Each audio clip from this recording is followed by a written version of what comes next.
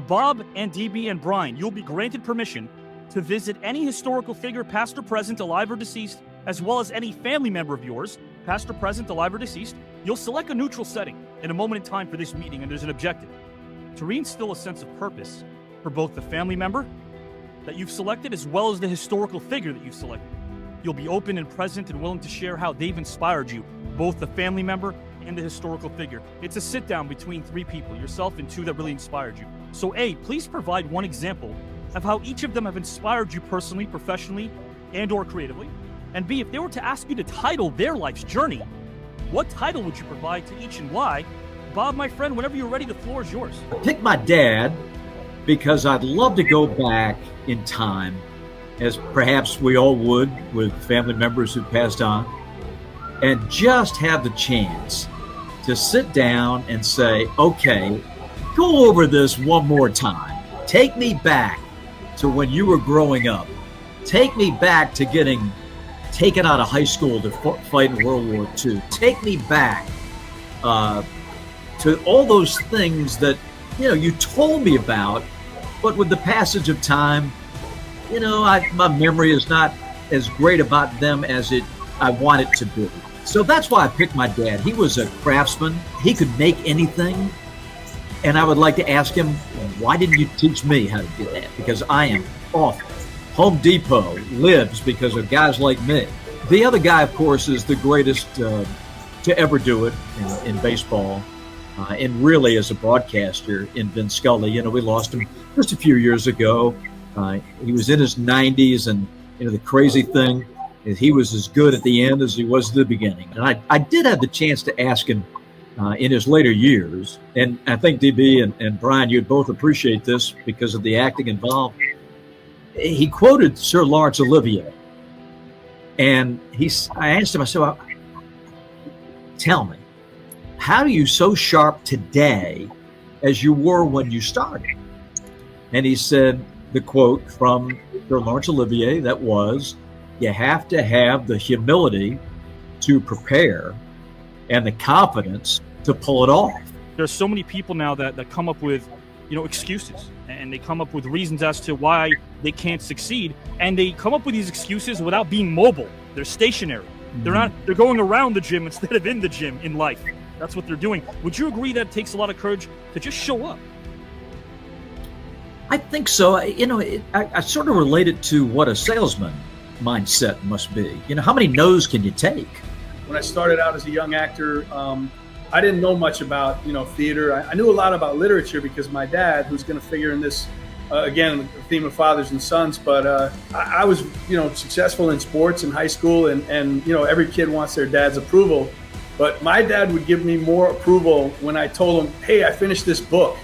And he would ask me about it and interview me about it, and just, not to make sure I read it, but just to see what I took away from it. And so he really taught me to be a deep reader. So back to my beginnings as an actor, I was trying to learn what drama was and what the history of storytelling. And so I stumbled upon Aristotle. He thought that storytelling, tragedy specifically, should have three unities. It should all take place, the unity of time, place, and action. So it should all take place in a 24-hour period. It should all take place in one location, and it should be about one basic action. My father, who passed away in 2011, his idea of a perfect night would be, we finish a good meal. He wasn't like a foodie or anything, but let's have a good meal. Let's have a glass of wine with dinner, and then maybe we'll get the scotch out and sit around the table and talk about books and literature and history. So I just would have loved to have Aristotle at the dinner table one night. Would have loved to be able to reward my dad with a metaphysical conversation with Aristotle. The reason why a lot of storytellers click with Aristotle is because, unlike Plato is a math guy. Yeah. He was interested in mathematics, but that's the difference. Aristotle was influenced by biology, the study of biology, natural sciences as well. Do you feel as if sometimes stepping outside of our comfort zone can be the most rewarding human experience that there can be? Oh, absolutely. I think that, people get, we say you're stuck in a rut, and that's a real thing. I think people, it's very easy for us as, to get complacent and to sort of repeat patterns. I'm with these guys. My dad, I lost him about 3 years ago now, 4 years ago. The last 3 years was, he was kind of bedridden, but my brother took care of him at our house that we grew up in. But he was a blue-collar worker. He was a mechanic. I took up that trait in the beginning, and I didn't really like that. And so then I had this crazy idea to get into pro wrestling, and he bashed his hand on the table, and he said, "Get down to reality, son, and get a fucking job." And then he used to go with all these snakes and stuff. He'd go to all the schools around town, around the Lehigh Valley, and all these places, and he would, not even charge the schools to teach them about not all snakes they're not bad. Watch out for the poisonous ones. But I still hear them words every time I would come home. What are you doing home? Get a job, So, but he was a hard worker and a hard little blue collar guy, So, I'll let him to death. Then my celebrity is the one and only Willie Nelson. I don't know what it was, but me and him hit it off. We exchanged numbers, and I'm still friends with him today. I'm still friends with him, and I'm just so much knowledge I got from just sitting down, being with him, I call this a day in the life. DB, if you could go back in time and pick one specific day to journal about in hopes of expressing what that day meant to you, which day would you select and why, good sir? Whenever you're ready, the floor is yours. Well, I mentioned earlier that I recently did this movie, Megalopolis, with Francis Ford Coppola, and he's really the big guy that started my career, but I had never had a substantial role in a movie until he hired me for Gardens of Stone, and opposite James Caan and the great James Earl Jones and Dean Stockwell and Angelica Houston and Mary Stuart Masterson, just a great Lynette McKee, great cast. Some of us we were going to rent a boat and go have a day out on the Potomac and just relax. And I ended up canceling because my dad came to visit me unexpectedly. That day, Griffin O'Neill, who was one of the actors in the movie, was driving a boat with Francis's son, Giancarlo, and Griffin ill-advisedly tried to cut in between two boats. This is, I guess, May 25th or 26th, 1986. And Griffin saw the tow cable at the last minute. Gio never saw it. It hit him, threw him to the deck, and he was pretty much killed instantly. I was with my dad, and I got a knock at the door, and Griffin O'Neill and Gio's girlfriend, Jackie, were at my door. And they took, they were both in shock, and they had even had some blood on them. They just come from the emergency room. And I found out the news of what had happened, and it was just so sad and terrible and tragic. And Jackie also said that she was expecting a child, so it was just as tragic as it could be. But anyway, I thought that would be the end of the movie. We'd all go home, and Francis and the family would grieve, and that would be the end of it.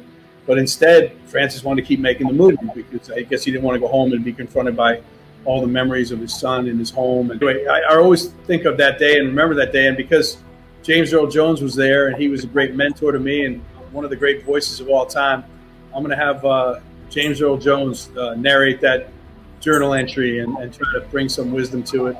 This is Call I Pay. Of the following, DB, which would you pay for to see and why of the following? Rocky Balboa is a neurosurgeon, Seinfeld is a correctional officer, or Rambo is a talk show host? I think I want to see Seinfeld as a corrections officer. I kind of like to see him get smacked around a little bit. He could start that all that nonsense of I don't like decaffeinated coffee or why is there margarine in the world or whatever else he's going on.